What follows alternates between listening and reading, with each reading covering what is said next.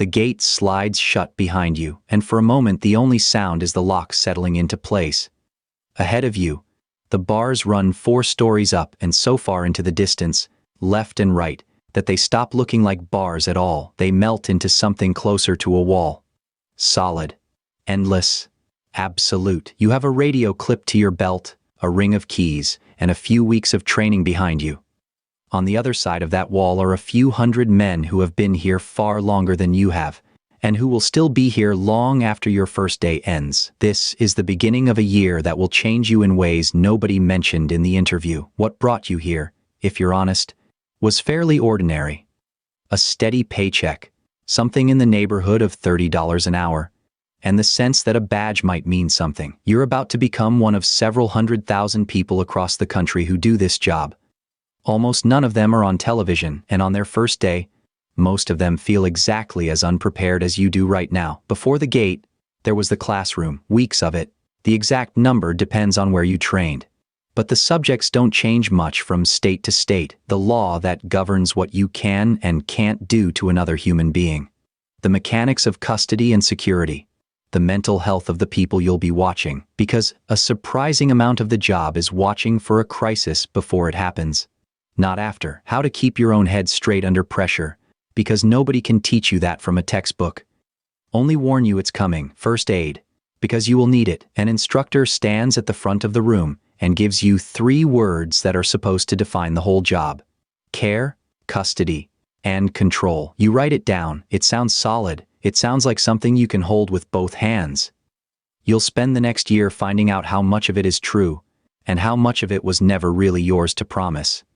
Then, you're through the gate.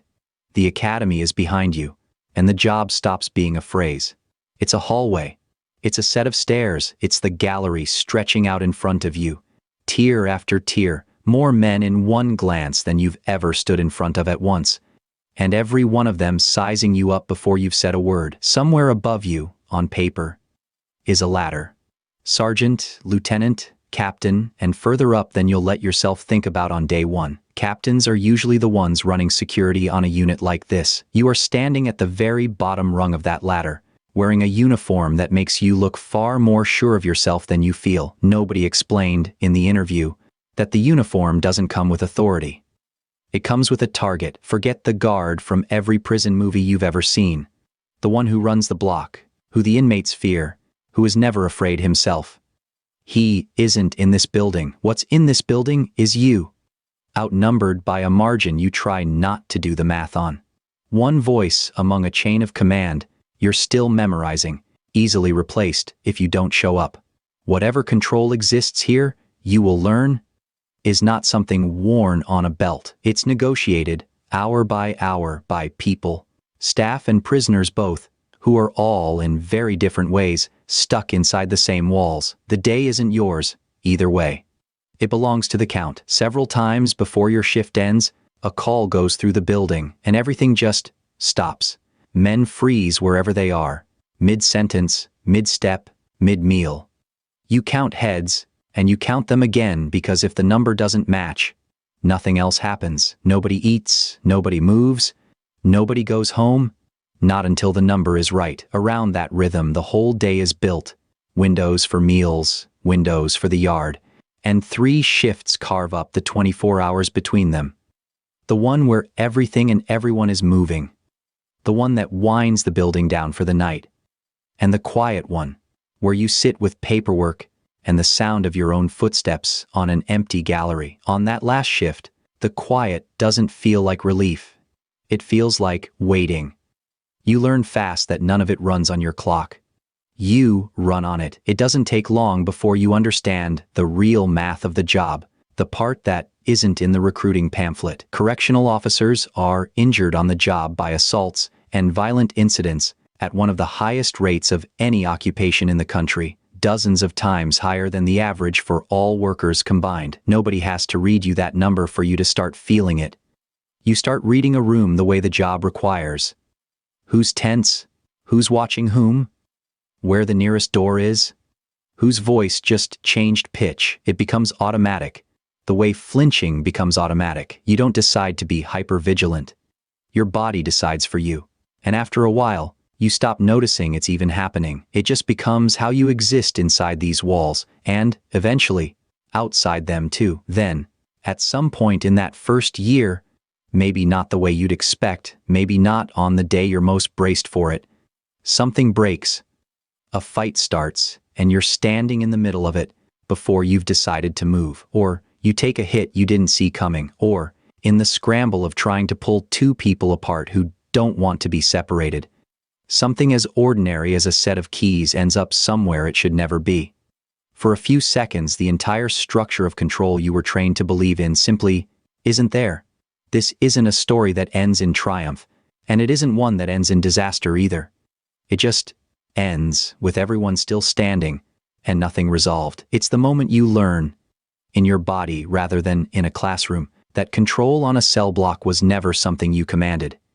It was something borrowed, second by second, from people who could take it back at any time. You go back to work the next day. That part never makes it into the movie version of this job. There's no real pause to process it, just the next shift, and the one after that, and the slow understanding that this is simply part of what the job costs, not an exception to it. What follows isn't one dramatic moment. It's smaller than that, and it's longer. Understaffing means overtime stops being occasional and starts being mandatory. The shift that was supposed to end on time doesn't, because there's no one to replace you. You sleep in your car in the parking lot some nights, because driving home and driving back doesn't leave enough hours in between to be worth it. When you are home, part of you doesn't come with you. The people who love you notice the flatness before you do. The distance, the sense that you're in the room but not quite present in it. Nationally, a striking share of the people who take this job are gone before their first year is finished, and close to half are gone within 5 years. That isn't weakness.